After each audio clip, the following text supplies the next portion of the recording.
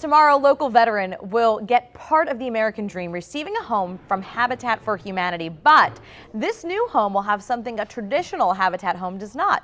Full furnishings and decorations, courtesy of Joint Mission, a local nonprofit that provides furniture to formerly homeless vets. So joining me right now, Bernie Godek, the CEO for Habitat Palm Beach County, Jane Lill, Executive Director of Joint Mission, and Colonel Scrappy Johnson. I love saying that, Scrappy. Highly decorated Korean and Vietnam War veteran. He's also co-founder and president of Joint Mission. Thank you all so much for being here with us this morning.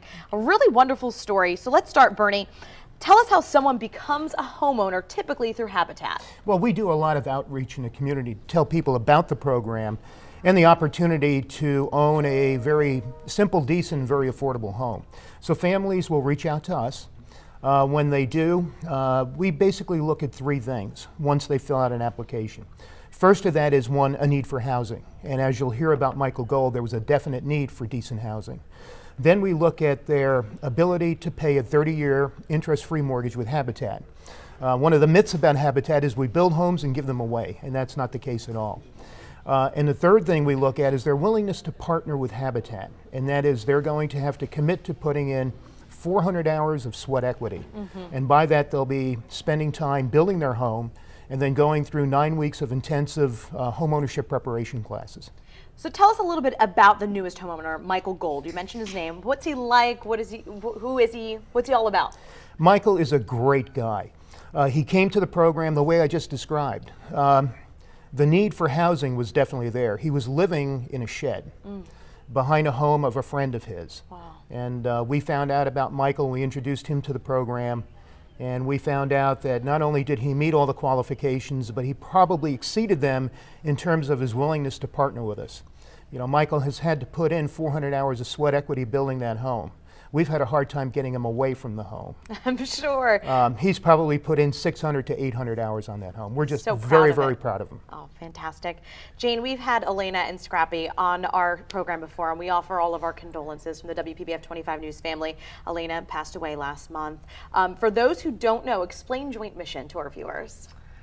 Well, the brainchild of Elena and Scrappy, after years of being in the interior design business and bringing here locally, she and Scrappy wanted to do something for the local vets that come home and maybe just don't quite have the home that a lot of us have the affordability to be able to be into. So she has gathered together different designers, people in the furnishing industry, and joined with the Veterans Administration, which was no small task, and through the Veterans Administration started being able to find those that needed furnishings. And I'm talking about beds. I'm talking about getting a phone call early in the morning saying, I don't even have a bed to sleep in. So thanks to the VA, we got started. We're only about a year old, year and a half possibly, and we already have a warehouse and furnishings that are coming in, and the furnishings, all of the vets in the area are slowly finding out about us. Good. And we just have them go through their resources, that actually they're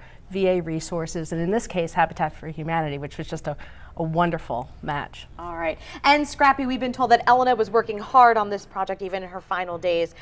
What do you love most about this project and Michael Gold, who'll be getting this home? Well, I've talked to several of these people, and it's unbelievable that they would be in such a situation that they are. And they were so thankful for some of the things we did for them. I'm sure. But I'd like to say one thing. My wife, Eleanor, was the leader in this.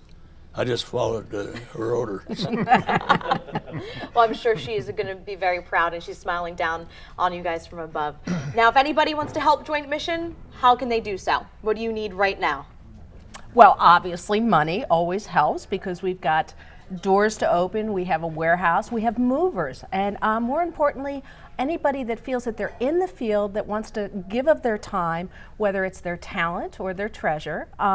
We also are in need of volunteers, and we're looking towards creative volunteers. So if there's youth that are maybe in the design schools here at FAU, here at Palm Beach State College, we need people that have that eye to be able to help to put the furnishings together, frankly, because we had Elena.